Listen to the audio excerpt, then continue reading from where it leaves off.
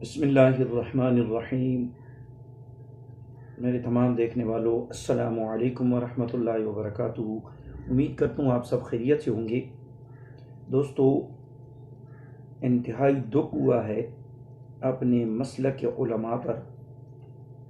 ایسی حرکت ان کی جب میں دیکھتا ہوں تو بہت دکھ ہوتا ہے، انتہائی افسوس ہوتا ہے ایسے لوگوں پر۔ داتا دربار جو واقعہ ہوا ہے 3 تاریخ جمعے والے دن خطبے کے دوران، ایک سید زادہ جو دور سے تشریف لایا تھا اور وہ اپنی تقریر کر رہا تھا، خطبہ دے رہا تھا، حدیث مبارکہ بیان فرما رہا تھا، تو حدیث کے اندر مفتی رمضان سیالوی صاحب تشریف لائے اور انہوں نے اپنے نعرے اور تقریر شروع کر دی۔ تو لہٰذا اس نے مفتی رمضان سیالوی نے بہت نیچ حرکت کی ہے، غلط حرکت کی ہے، اور اس کو معافی مانگنی چاہیے اپنے مسلک کے لوگوں سے۔ اس کو چاہیے تھا کہ یہ جب باعث آتے خاموشی سے حضور کی حدیث مبارکہ کو سنتے، نیچے تشریف فرما ہوتے، اس کی عزت اور بھی بڑھ جاتی، لیکن انہوں نے سیدھا جا کے اپنی تقریر شروع کر دی۔ ایک سید زادی کی عزت احترام کا بھی خیال نہیں رکھا۔ تو دوستو، اس پیغام کو زیادہ سے زیادہ شیئر کریں، زیادہ سے زیادہ شیئر کریں تاکہ اس شخص کو معافی مانگنے پر مجبور کریں۔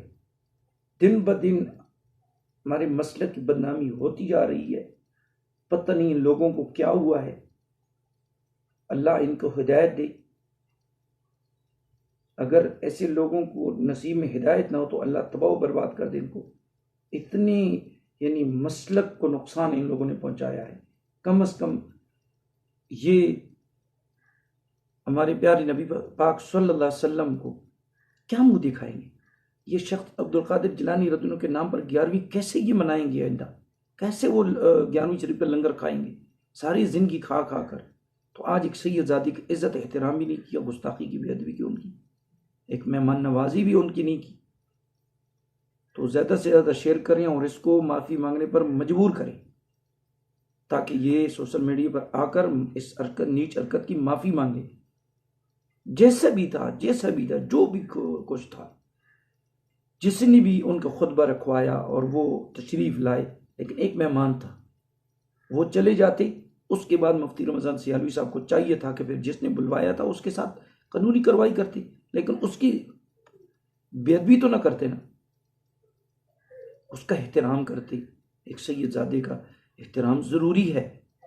اللہ پاک ہمارے مسلک کی خیر فرمائے، اور اللہ پاک بد